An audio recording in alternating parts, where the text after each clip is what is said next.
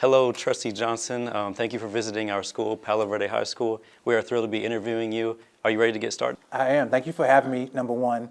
I'm excited to be able to do this, most importantly with young people, because I think that's actually the most fun. That's the part of the reason why I took this job, to be able to support and work with young people. Thank you. So first things first, not many people know what a CCSD trustee does or is exactly. So could you explain a little bit about the responsibilities you'll have to undertake as the newly appointed trustee? Yeah, you know, the job is it's a pretty complex job, but it's also a simple job at the same time. So the responsibility of the trustees are to oversee the entire CCSD school district, but really oversee it through one person. We have one employee who is responsible for actually taking care of the entire district. So that employee is a superintendent who, the position is vacant now, so if either you're interested, you're welcome to apply. But in all seriousness, our responsibility is to manage our single employee. And then, so that employee then works with the entire school district to ensure that academic results are strong, to make sure that we have enough money to be solvent for years in the future, to make sure that students are safe, to make sure that the operations of the school run well. And so that the superintendent's job is then to report to us about how those things are going. Now you can probably imagine that with 40,000 employees, the superintendent doesn't know each employee. Their responsibility is to oversee all those employees, but then to also communicate how well this district is doing to all of our community, and then also be honest about the challenges that we have. And so we get to guide that employee, so when things are doing well, we help to make sure that the messages that the superintendent wants to get out are getting out.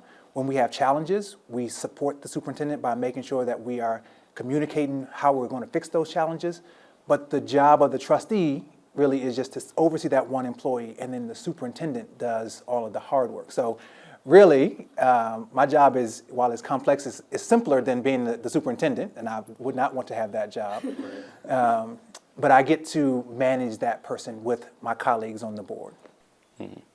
And so how do you feel about the hiring of a new superintendent? How do you feel about that? You know, I'm really hopeful. I'm hopeful because change always brings new things, and while change can be, it can be sometimes frightening. It can, you can think about some of the fearful things that might happen when you're going from what you used to know to the unknown. You know, we have a really great opportunity to listen to a variety of different people.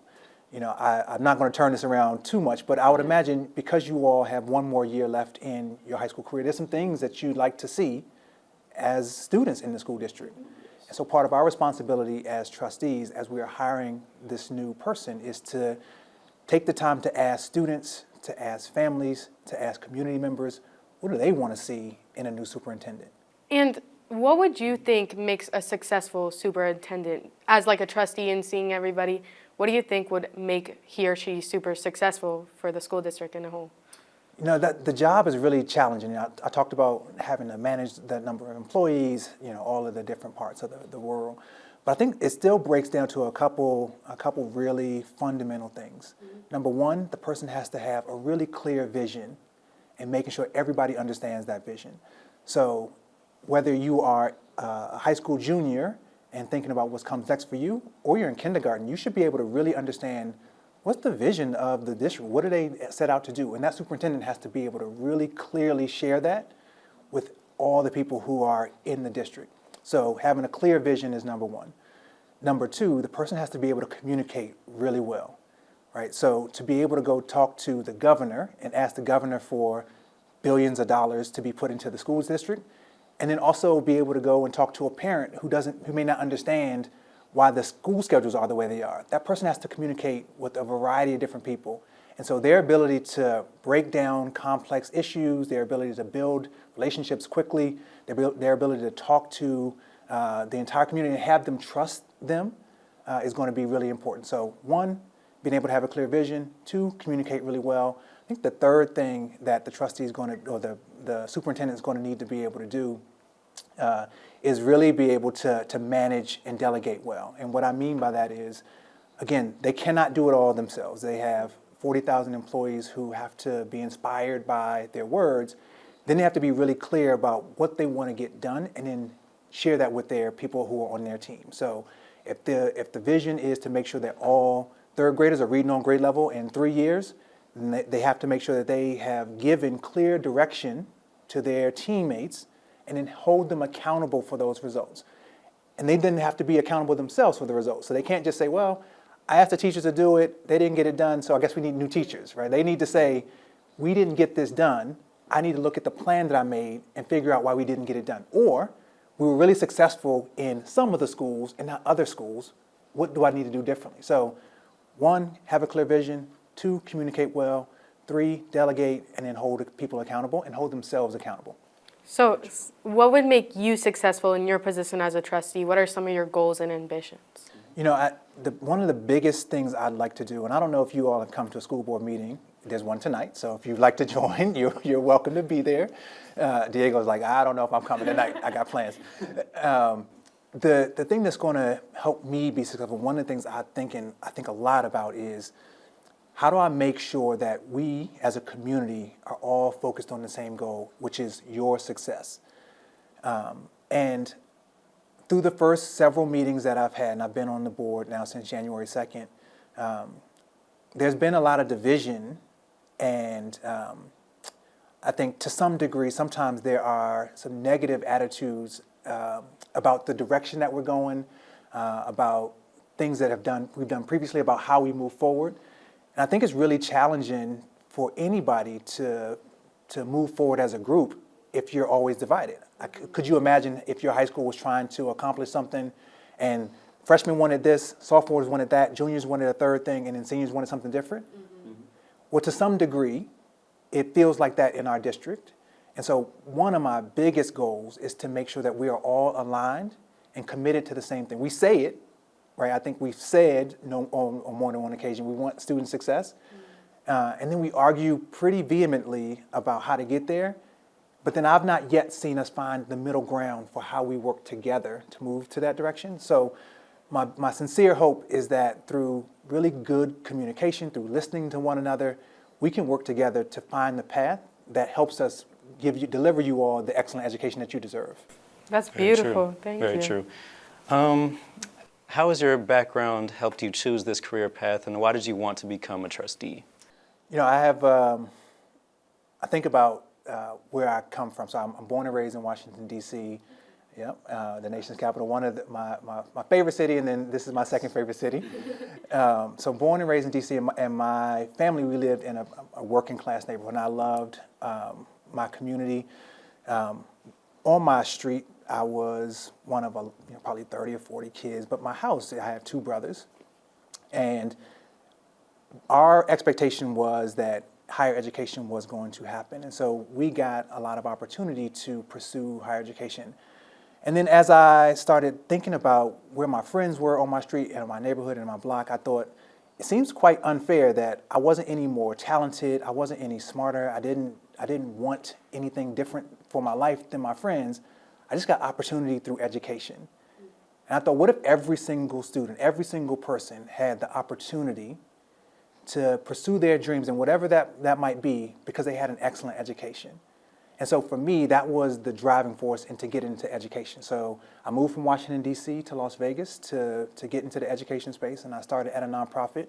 And then I worked 6 years as a school leader, where I got to support young people just like you every day. I got to see them every morning. I got to shake their hands as they came in. And it really fueled my fire to know that people can make a difference in young people's lives. You all have the drive, you all have the ambition, you all have the intelligence. We need to set up the structures to make sure you can thrive. And so after I took a break from that, I wanted to figure out, how do I make more impact in my community? How do I continue to support more young people reaching their goals? And so that was really the drive behind being a trustee. And lots of people will say, well, you don't even get to vote, and this is a really hard job, and so why would you even want to do that? But if I didn't decide to do it, who would? Mm-hmm. True. Right? So touching on that, based on you're not even able to vote, how do you think you can be an effective member without being able to vote? You know, I talk to young people often, and I tell them that you have to advocate for yourself, You have to know what you want to be able to get what you want. And so while I can't vote, that doesn't mean I'm voiceless. Yeah. Right? In every single meeting, I can come prepared to discuss the topics. I can have listened to my community, and then I can use my own voice and plus my experience to then talk about what I think we should do to move forward. And so while my colleagues may not always do exactly as I may have decided the desire for them to do, I think I've helped them think differently about what they would have done had I not been there. Mm-hmm. And so I think it's important to always know your voice is actually incredibly powerful. So even when you are here on campus, you might think, well, there's all these layers between me and the principal, and how do I get something done? You still have the opportunity to create a coalition. You have the opportunity to share what you want to get done. And so when you have those things, like voice is the most powerful tool that you can use to make change anyway. Mm-hmm. And I always think about it like this. Even if I were to have a vote, I'd be one of 11 votes, right? So I'm 1/11 of a decision. But my voice gets lots of people to think differently. It gets community members involved. I think that's equally powerful. Mm-hmm. So I think that about sums up the interview. Is there anything else you'd like to add or you want the public to know? Yeah, two things. One, I love feedback, and so I love for people to share when I've done something well or when I need to do something better. Okay. And so my email address and my phone number are very publicly available. So, and I answer every email that I get because I think it's important to communicate to people about things. So know that I would love people's feedback, whether it's from students or from the public. And the second thing I'm going to push everybody to do is to get involved. Right? You cannot stand on the sidelines and then say, well, I wish they would do better. If you're not helping, you're actually part of the problem. One of my, I read Malcolm X's autobiography a long time ago, and one of the things he often said was, if you're not part of the solution, you're part of the problem. Yeah. And so I really challenge everyone, whether you are in school today or you just live in the community, to figure out how you can help. But part of my job is to help you understand how you can help. So that's part of the communication part. Well, that's beautiful. Thank you so much. We're very honored to be interviewing you today. It was actually a very wonderful experience. So the honor's mine, so thank you. You all have done a great job. I'm looking forward to seeing how you all will continue to flourish in this role.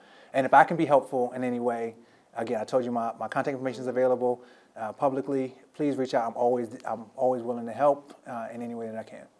Well, thank you. Thank you so much. Absolutely.